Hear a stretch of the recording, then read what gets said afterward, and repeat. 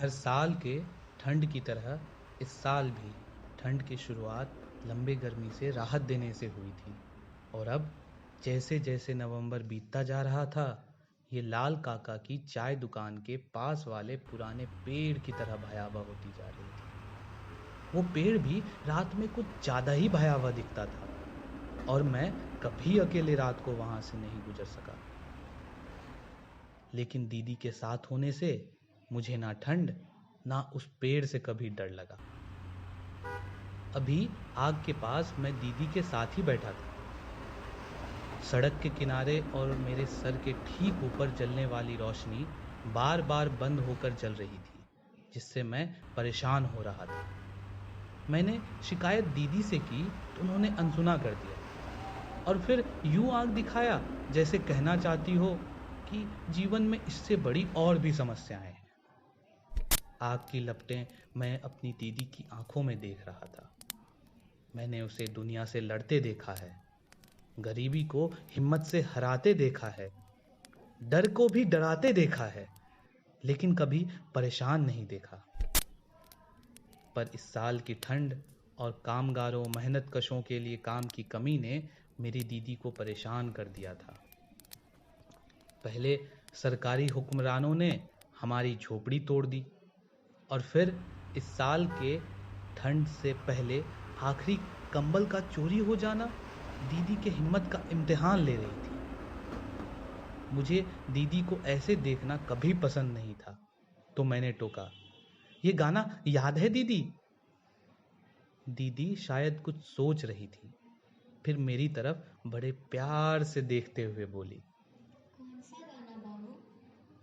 ध्यान से सुनो ना, वो चाय के दुकान वाली रेडियो से आ रही है। और फिर दीदी गले में लिपटकर गाने के बोल कहने लगा, आने वाला पल जाने वाला है, हो सके तो इसमें जिंदगी बिता दो। दीदी सारी परेशानी भूलकर गुनगुनाने लगी और फिर बोली, याद है बाबा तुम्हें कंधे पर बिठाकर मुझे साथ लेकर गंगा घाट घूमने जाया करते थे। एक दिन मैंने गुड़िया खरीदने की जिद मचाई थी और उन्होंने डांट दिया था।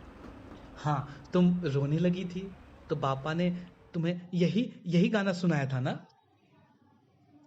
दीदी अब आंसू पोंछते हुए बोली। फिर रात को वो गुड़िया ले आए थे।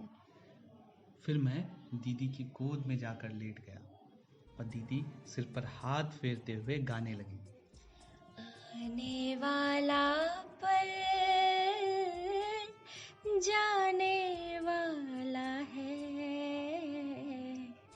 हो सके तो इसमें जिंदगी बिता दो, पल जो ये जाने वाला है। हो और पता नहीं कब मुझे नींद आ गई। अगले शाम जब दीदी वापस आई तो उनकी थकान उनके चेहरे की खुशी नहीं छिपा पा रही थी। उन्होंने मुझसे लिपटते हुए कहा, काम मिल गया।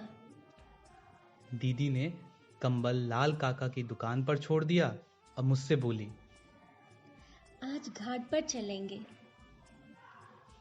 हमने एक दूसरे का हाथ पकड़ा और गाते हुए यादों के सफर पर निकल पड़े। आने वाला पल जाने वाला है, हो सके तो इसमें जिंदगी बिता दो, पल जो ये जाने वाला है। हो